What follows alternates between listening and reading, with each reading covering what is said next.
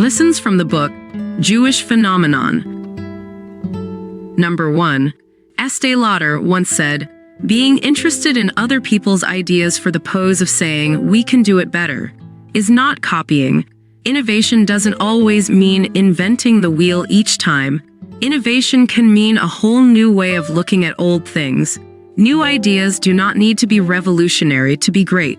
They can be incremental improvements or applications of a good idea borrowed from one industry and applied to another."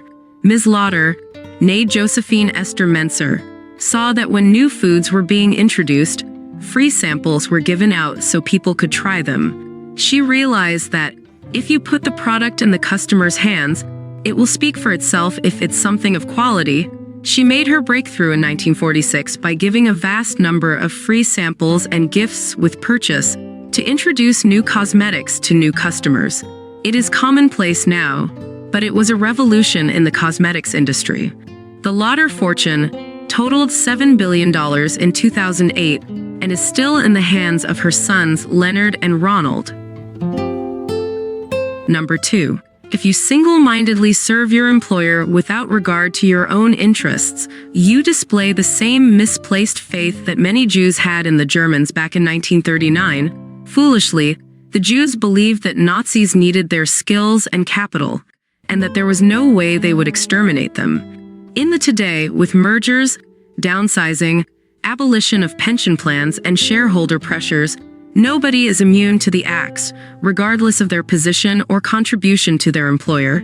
If you are not an owner, you are an outsider. Therefore, employees have the obligation to educate themselves, maintain state-of-the-art skills, pursue new opportunities to enrich themselves and control their destinies. Number 3. Begin your career with a professional education for 3 reasons. First, the skills are highly transferable to many pursuits. Second, a good career generates an above-average salary that can provide the initial capital you need to enter a business, invest, or speculate.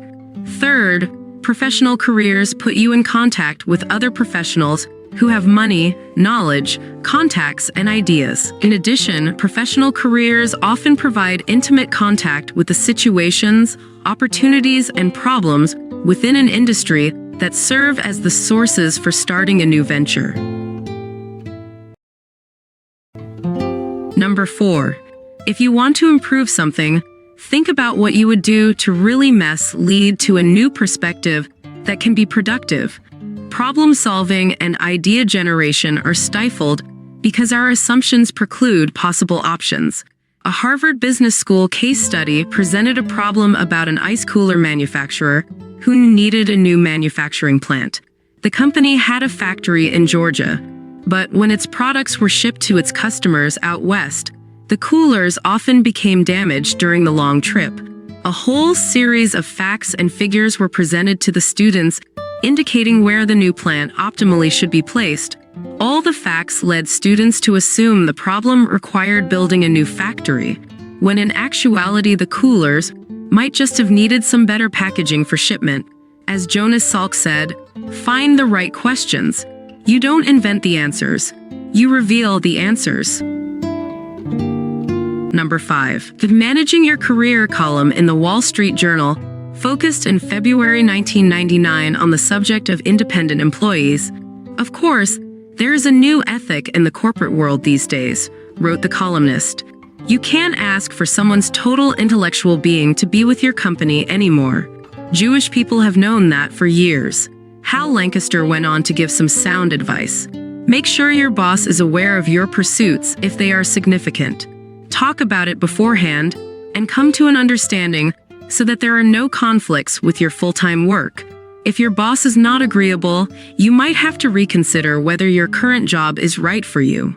When changing jobs, make sure that your outside pursuits are exempted from any non-compete clause in your employment contract or standard employment paperwork.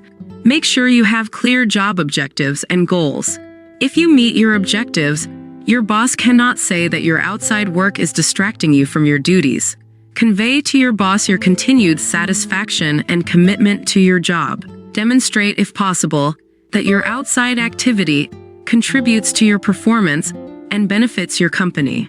You may be developing new contacts and be exposed to new ideas that can enhance your effectiveness.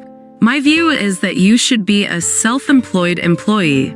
It can be as simple as owning an investment property or writing books.